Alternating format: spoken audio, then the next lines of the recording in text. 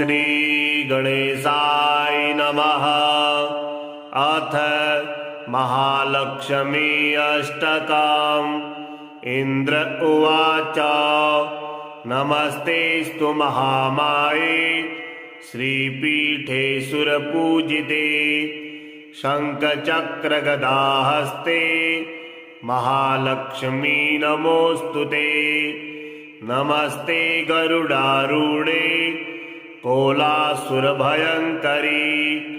सर्वपापहरे देवी महालक्ष्मी नमोऽस्तुते। सर्वज्ञे सर्ववरदे सर्वदुष्टभयङ्करी सर्वदुःखहरे देवी महालक्ष्मी नमोऽस्तुते। सिद्धिबुद्धिप्रदे देवी भुक्तिमुक्तिप्रदायिनी मन्त्रमूर्ते सदा देवी महालक्ष्मी नमोऽस्तुते। आद्यान्तरहिते देवी आद्यशक्ति महेश्वरी योगजे योगशम्भूते महालक्ष्मी नमोऽस्तुते। स्थूलसूक्ष्ममहारौद्रे महाशक्ति महोदरे महापापहरे देवी महालक्ष्मी नमोऽस्तुते। पद्मासनस्थिते देवी परब्रह्मस्वरूपिणी परमेशि जगन्मातर महालक्ष्मी नमोऽस्तुते।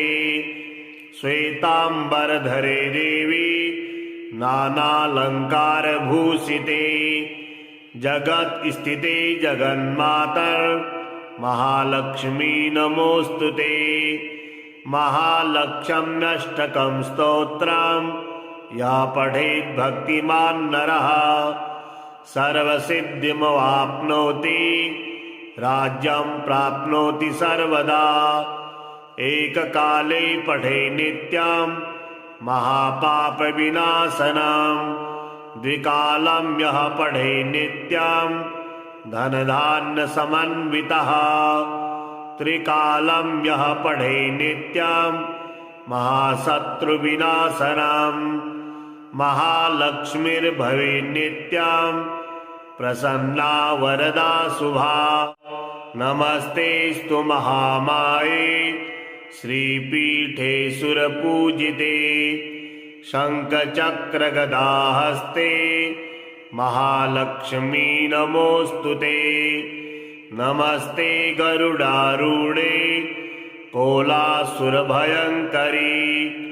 सर्वपापहरे देवी महालक्ष्मी नमोऽस्तुते। सर्वज्ञे सर्ववरदे सर्वदुष्टभयङ्करी सर्वदुःखहरे देवी महालक्ष्मी नमोऽस्तुते। सिद्धिबुद्धिप्रदे देवी भुक्तिमुक्तिप्रदायिनी मन्त्रमूर्ते सदा देवी महालक्ष्मी नमोऽस्तुते। आद्यान्तरहिते देवी आद्यशक्ति महेश्वरी योगजे योगशम्भूते महालक्ष्मी नमोऽस्तुते। स्थूलसूक्ष्ममहारौद्रे महाशक्ति महोदरे महापापहरे देवी महालक्ष्मी नमोऽस्तुते। पद्मासनस्थिते देवी परब्रह्मस्वरूपिणी परमेशि जगन्मातर महालक्ष्मी नमोऽस्तुते। श्वेतांबरधरे देवी नानालंकारभूषिते जगत स्थिते जगन्मातर महालक्ष्मी नमोऽस्तुते।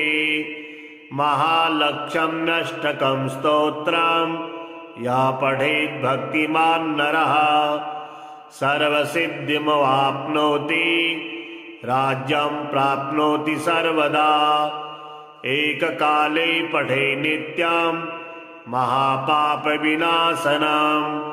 द्विकालं यः पठे नित्यं धनधान्यसमन्वितः त्रिकालं यः पठे नित्यां महाशत्रुविनाशनां महालक्ष्मीर्भवेन्नित्यां प्रसन्ना वरदा शुभा। नमस्तेस्तु महामाये श्रीपीठे सुरपूजिते शङ्खचक्रगदाहस्ते महालक्ष्मी नमोऽस्तुते। नमस्ते गरुडारूढे कोलासुरभयङ्करी सर्वपापहरे देवी महालक्ष्मी नमोऽस्तुते। सर्वज्ञे सर्ववरदे सर्वदुष्टभयङ्करी सर्वदुःखहरे देवी महालक्ष्मी नमोऽस्तुते। सिद्धिबुद्धिप्रदे देवी भुक्तिमुक्तिप्रदायिनी मन्त्रमूर्ते सदा देवी महालक्ष्मी नमोऽस्तुते।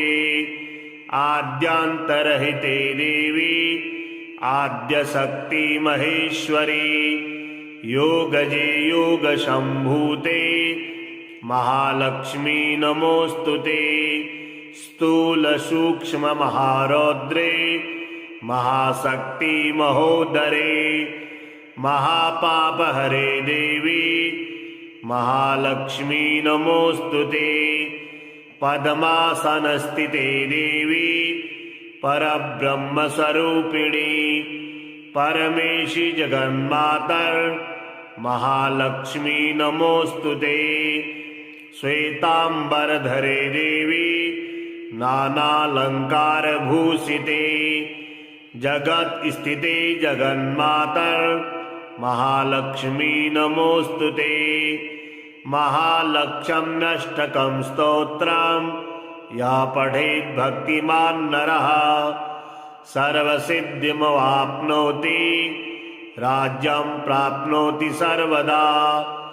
एककाले पठे नित्यं महापापविनाशनं द्विकालं यः पठे नित्यं धनधान्यसमन्वितः त्रिकालं यः पठे नित्यं महाशत्रुविनाशनं महालक्ष्मीर्भवेन्नित्यां प्रसन्ना वरदा शुभा। नमस्तेस्तु महामाये श्रीपीठे सुरपूजिते शङ्खचक्रगदाहस्ते महालक्ष्मी नमोऽस्तुते। नमस्ते गरुडारूढे कोलासुरभयङ्करी सर्वपापहरे देवी महालक्ष्मी नमोऽस्तुते। सर्वज्ञे सर्ववरदे सर्वदुष्टभयङ्करी सर्वदुःखहरे देवी महालक्ष्मी नमोऽस्तुते। सिद्धिबुद्धिप्रदे देवी भुक्तिमुक्तिप्रदायिनी मन्त्रमूर्ते सदा देवी महालक्ष्मी नमोऽस्तुते। आद्यान्तरहिते देवी आद्यशक्ति महेश्वरी योगजे योगशम्भूते महालक्ष्मी नमोऽस्तुते। स्थूलसूक्ष्ममहारौद्रे महाशक्ति महोदरे महापापहरे देवी महालक्ष्मी नमोऽस्तुते। पद्मासनस्थिते देवी परब्रह्मस्वरूपिणी परमेशि जगन्मातर महालक्ष्मी नमोऽस्तुते। श्वेतांबरधरे देवी नानालंकारभूषिते जगत स्थिते जगन्मातर महालक्ष्मी नमोऽस्तुते। महालक्ष्म्यष्टकं स्तोत्रं या पठेत् भक्तिमान् नरः सर्वसिद्धिमवाप्नोति राज्यं प्राप्नोति सर्वदा।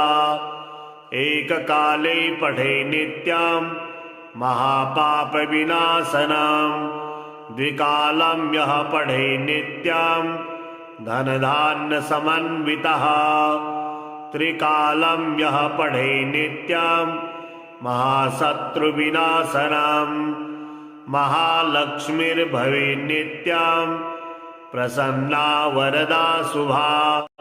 नमस्तेस्तु महामाये श्रीपीठे सुरपूजिते शङ्खचक्रगदाहस्ते महालक्ष्मी नमोऽस्तुते। नमस्ते गरुडारूढे कोलासुरभयङ्करी सर्वपापहरे देवी महालक्ष्मी नमोऽस्तुते। सर्वज्ञे सर्ववरदे सर्वदुष्टभयङ्करी सर्वदुःखहरे देवी महालक्ष्मी नमोऽस्तुते। सिद्धिबुद्धिप्रदे देवी भुक्तिमुक्तिप्रदायिनी मन्त्रमूर्ते सदा देवी महालक्ष्मी नमोऽस्तुते। आद्यान्तरहिते देवी आद्यशक्ति महेश्वरी योगजे योगशम्भूते महालक्ष्मी नमोऽस्तुते।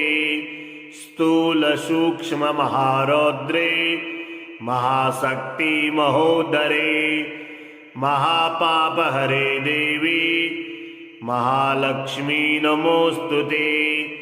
पद्मासनस्थिते देवी परब्रह्मस्वरूपिणी परमेशि जगन्मातर महालक्ष्मी नमोऽस्तुते।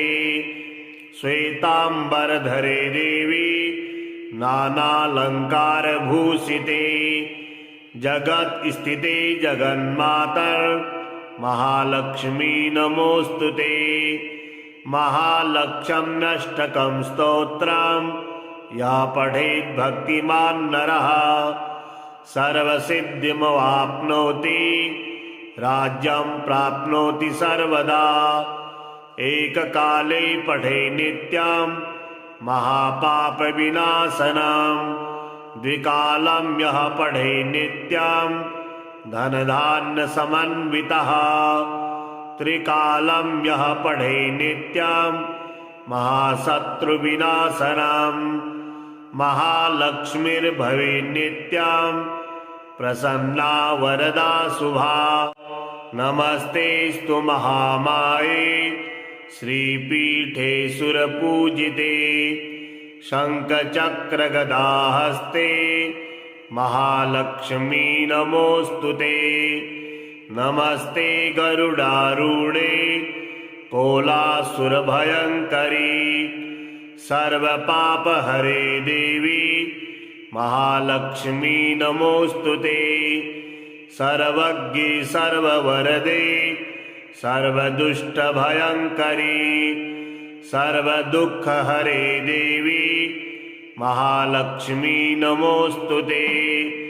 सिद्धिबुद्धिप्रदे देवी भुक्तिमुक्तिप्रदायिनी मन्त्रमूर्ते सदा देवी महालक्ष्मी नमोऽस्तुते। आद्यान्तरहिते देवी आद्यशक्ति महेश्वरी योगजे योगशम्भूते महालक्ष्मी नमोऽस्तुते। स्थूलसूक्ष्ममहारौद्रे महाशक्ति महोदरे महापापहरे देवी महालक्ष्मी नमोऽस्तुते। पद्मासनस्थिते देवी परब्रह्मस्वरूपिणी परमेशि जगन्मातर महालक्ष्मी नमोऽस्तुते। श्वेतांबरधरे देवी नानालंकारभूषिते जगत स्थिते जगन्मातर महालक्ष्मी नमोऽस्तुते। महालक्ष्म्यष्टकं स्तोत्रं या पठेत् भक्तिमान् नरः सर्वसिद्धिमवाप्नोति राज्यं प्राप्नोति सर्वदा। एककाले पठे नित्यं महापापविनाशनं द्विकालं यः पठे नित्यं धनधान्यसमन्वितः त्रिकालं यः पठे नित्यं महाशत्रुविनाशनम् महालक्ष्मीर्भवेन्नित्यं प्रसन्ना वरदा शुभा। नमस्तेस्तु महामाये श्रीपीठे सुरपूजिते शङ्खचक्रगदाहस्ते महालक्ष्मी नमोऽस्तुते। नमस्ते गरुडारूढे कोलासुरभयङ्करी सर्वपापहरे देवी महालक्ष्मी नमोऽस्तुते।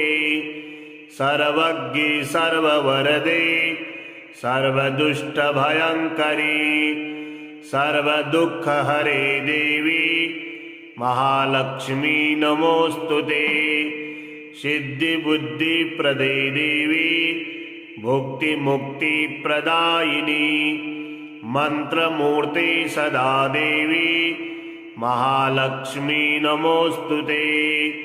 आद्यान्तरहिते देवी आद्यशक्ति महेश्वरी योगजे योगशम्भूते महालक्ष्मी नमोऽस्तुते। स्थूलसूक्ष्ममहारौद्रे महाशक्ति महोदरे महापापहरे देवी महालक्ष्मी नमोऽस्तुते। पद्मासनस्थिते देवी परब्रह्मस्वरूपिणी परमेशि जगन्मातर महालक्ष्मी नमोऽस्तुते। श्वेतांबरधरे देवी नानालंकारभूषिते जगत स्थिते जगन्मातर महालक्ष्मी नमोऽस्तुते।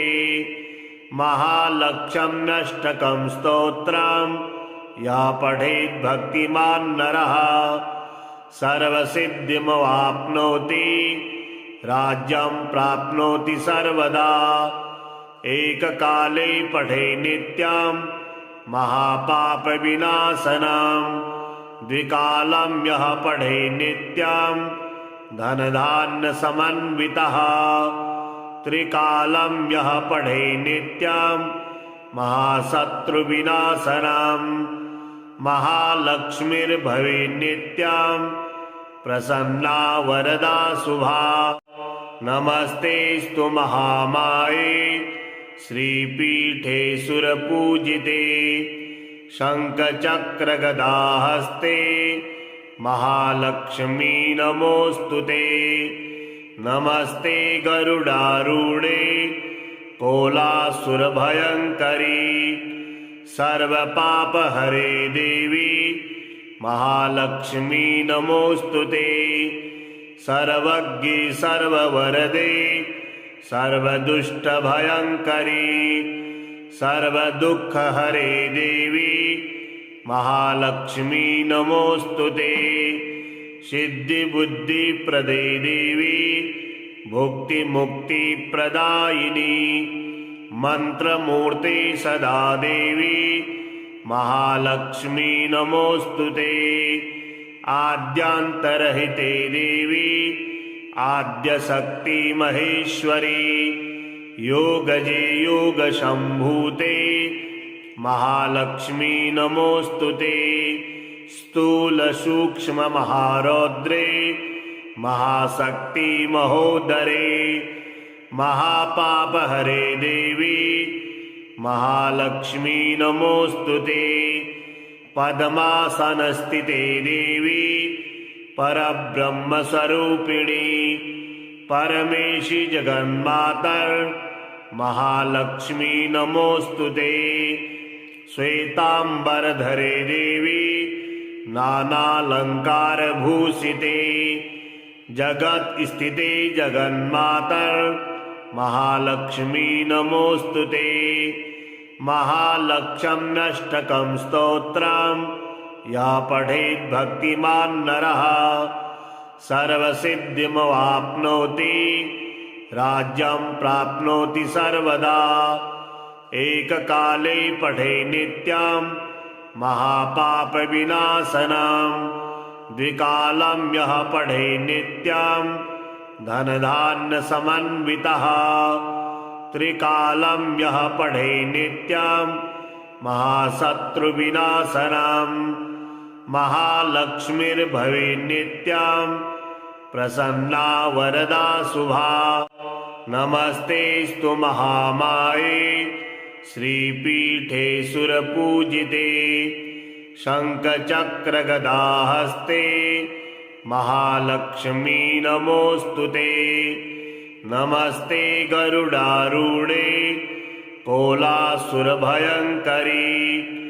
सर्वपापहरे देवी महालक्ष्मी नमोऽस्तुते। सर्वज्ञे सर्ववरदे सर्वदुष्टभयङ्करी सर्वदुःखहरे देवी महालक्ष्मी नमोऽस्तुते। सिद्धिबुद्धिप्रदे देवी भुक्तिमुक्तिप्रदायिनी मन्त्रमूर्ते सदा देवी महालक्ष्मी नमोऽस्तुते। आद्यान्तरहिते देवी आद्यशक्ति महेश्वरी योगजे योगशम्भूते महालक्ष्मी नमोऽस्तुते। स्थूलसूक्ष्ममहारौद्रे महाशक्ति महोदरे महापापहरे देवी महालक्ष्मी नमोऽस्तुते। पद्मासनस्थिते देवी परब्रह्मस्वरूपिणी परमेशि जगन्मातर् महालक्ष्मी नमोऽस्तुते। श्वेताम्बरधरे देवी नानालङ्कारभूषिते जगत्स्थिते जगन्मातर् महालक्ष्मी नमोऽस्तुते। महालक्ष्म्यष्टकं स्तोत्रं या पठेत् भक्तिमान् नरः सर्वसिद्धिमवाप्नोति राज्यं प्राप्नोति सर्वदा। एककाले पठे नित्यं महापापविनाशनम् द्विकालं यः पठे नित्यं धनधान्यसमन्वितः त्रिकालं यः पठे नित्यं महाशत्रुविनाशनम् महालक्ष्मीर्भवे नित्यं प्रसन्ना वरदा शुभा। नमस्तेस्तु महामाये श्रीपीठे सुरपूजिते शङ्खचक्रगदाहस्ते महालक्ष्मी नमोऽस्तुते। नमस्ते गरुडारूढे कोलासुरभयङ्करी सर्वपापहरे देवी महालक्ष्मी नमोऽस्तुते।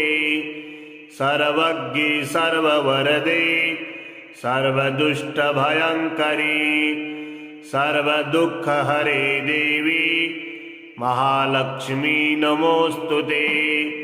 सिद्धिबुद्धिप्रदे देवी भुक्तिमुक्तिप्रदायिनी मन्त्रमूर्ते सदा देवी महालक्ष्मी नमोऽस्तुते। आद्यान्तरहिते देवी आद्यशक्ति महेश्वरी योगजे योगशम्भूते महालक्ष्मी नमोऽस्तुते। स्थूलसूक्ष्ममहारौद्रे महाशक्ति महोदरे महापापहरे देवी महालक्ष्मी नमोऽस्तुते। पद्मासनस्थिते देवी परब्रह्मस्वरूपिणी परमेशि जगन्मातर् महालक्ष्मी नमोऽस्तुते। श्वेताम्बरधरे देवी नानालङ्कारभूषिते जगत्स्थिते जगन्मातर् महालक्ष्मी नमोऽस्तुते। महालक्ष्म्यष्टकं स्तोत्रं या पठेत् भक्तिमान् नरः सर्वसिद्धिमवाप्नोति राज्यं प्राप्नोति सर्वदा। एककाले पठे नित्यां महापापविनाशनां द्विकालं यः पठे नित्यां धनधान्यसमन्वितः त्रिकालं यः पठे नित्यां महाशत्रुविनाशनां महालक्ष्मीर्भवे नित्यां प्रसन्ना वरदा शुभा। नमस्तेस्तु महामाये श्रीपीठे सुरपूजिते शङ्खचक्रगदाहस्ते महालक्ष्मी नमोऽस्तुते। नमस्ते गरुडारूढे कोलासुरभयङ्करी सर्वपापहरे देवी महालक्ष्मी नमोऽस्तुते। सर्वज्ञे सर्ववरदे सर्वदुष्टभयङ्करी सर्वदुःखहरे देवी महालक्ष्मी नमोऽस्तुते। सिद्धिबुद्धिप्रदे देवी भुक्तिमुक्तिप्रदायिनी मन्त्रमूर्ते सदा देवी महालक्ष्मी नमोऽस्तुते। आद्यान्तरहिते देवी आद्यशक्ति महेश्वरी योगजे योगशम्भूते महालक्ष्मी नमोऽस्तुते। स्थूलसूक्ष्ममहारौद्रे महाशक्ति महोदरे महापापहरे देवी महालक्ष्मी नमोऽस्तुते।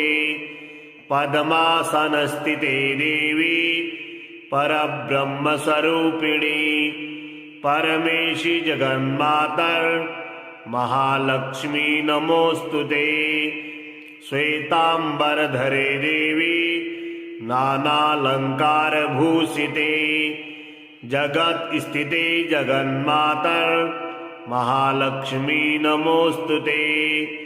महालक्ष्म्यष्टकं स्तोत्रं या पठेत् भक्तिमान् नरः सर्वसिद्धिमवाप्नोति राज्यं प्राप्नोति सर्वदा। एककाले पठे नित्यां महापापविनाशनां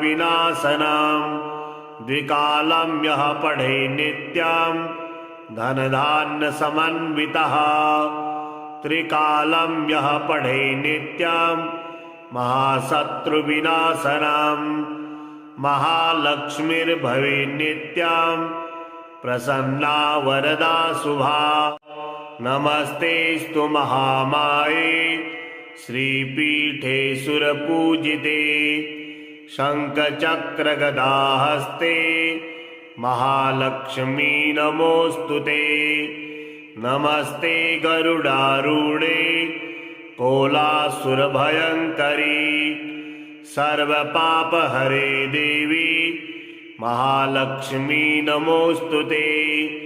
सर्वज्ञे सर्ववरदे सर्वदुष्टभयङ्करी सर्वदुःखहरे देवी महालक्ष्मी नमोऽस्तुते। सिद्धिबुद्धिप्रदे देवी भुक्तिमुक्तिप्रदायिनी मन्त्रमूर्ते सदा देवी महालक्ष्मी नमोऽस्तुते। आद्यान्तरहिते देवी आद्यशक्ति महेश्वरी योगजे योगशम्भूते महालक्ष्मी नमोऽस्तुते। स्थूलसूक्ष्ममहारौद्रे महाशक्ति महोदरे महापापहरे देवी महालक्ष्मी नमोऽस्तुते। पद्मासनस्थिते देवी परब्रह्मस्वरूपिणी परमेशि जगन्मातर् महालक्ष्मी नमोऽस्तुते। श्वेताम्बरधरे देवी नानालङ्कारभूषिते जगत्स्थिते जगन्मातर् महालक्ष्मी नमोऽस्तुते। महालक्ष्म्यष्टकं स्तोत्रं या पठेत् भक्तिमान् नरः सर्वसिद्धिमवाप्नोति राज्यं प्राप्नोति सर्वदा। एककाले पठे नित्यं महापापविनाशनं। द्विकालं यः पठे नित्यं धनधान्यसमन्वितः। त्रिकालं यः पठे नित्यं महाशत्रुविनाशनं। महालक्ष्मीर्भवे नित्यं प्रसन्ना वरदा शुभा।